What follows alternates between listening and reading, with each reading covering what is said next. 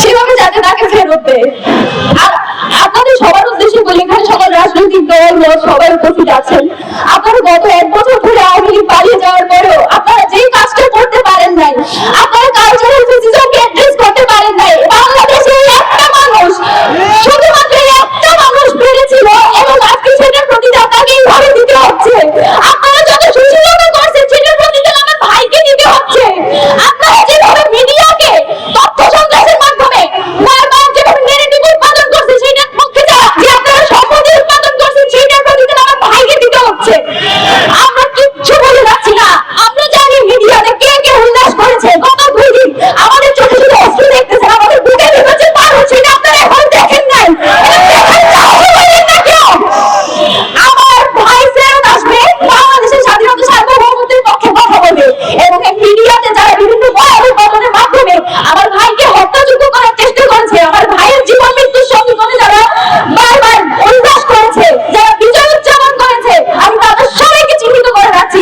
আল্লাহ যদি আমাদেরকে বাঁচায় রাখে, ইনকিলাব মঞ্চ যদি বেঁচে রাখে, বাংলাদেশে কালচারাল ফেসিজম যারা কায়েম করতেছে আপনাদের সবার জন্য আমরা সারা জীবন শত্রু হয়ে থাকবে, মাথায় রাখবেন।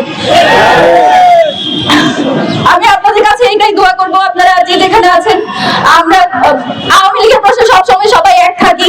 আমরা এটুকুই এক্সপেক্ট করি আপনারা ভোটের রাজনীতির জন্য প্লিজ আমাদের এই সব যে কয়টা মানুষ আছে, যে কয়টা মানুষ এখন দেশের স্বাধীনতা সার্বভৌমত্বকে টিকায় রাখার জন্য যুদ্ধ করে যাচ্ছে, সেই কয়টা মানুষকে প্লিজ আপনারা বিসর্জন দিন না নিজেদের এই ঠুনকো ভোটের কারণে।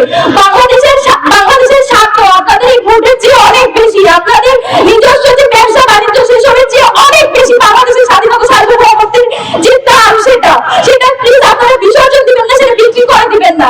বাংলাদেশের প্রশ্নে, স্বাধীনতা সার্বভৌমত্বের প্রশ্নে ওসমান হাদি যেভাবে ভোকাল ছিল, আপনারা তার, আমি বিশ্বাস করি আমার ভাই ফেরত আসবে। আমার ভাই যতদিন আসবে না ততদিন পর্যন্ত আমরা রাজপথ ছাড়বো না। এবং আমাদের জাবের ভাই যেটা বলে গেলেন, ওসমান হাদি যতদিন সুস্থ হবে না এই ঢাকা 8-এর আসনে আসার কারণে এবং এই তার যে বয়ানগুলো ছিল, তার যে কথাগুলো ছিল, সেগুলোর কারণে আজকে তার এই অবস্থা।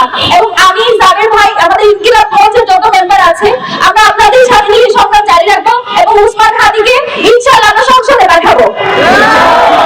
আপনাদের সবার দোয়া চাই, আপনারা সবাই আমার ভাইয়ের জন্য দোয়া করবেন। আল্লাহ যাতে তাকে সুস্থ অবস্থায় ঠিক আগের মতো যেভাবে বর্তমান দেশে স্লোগান দিত, যেভাবে বলিষ্ঠ কণ্ঠ হিসেবে বক্তৃতা দিত, সেভাবে যাতে আমরা তাকে ফেরত পাই। আমার ভাইয়ের জন্য দোয়া করবেন। আর কিছু বলার মতো শক্তি সাহস নেই।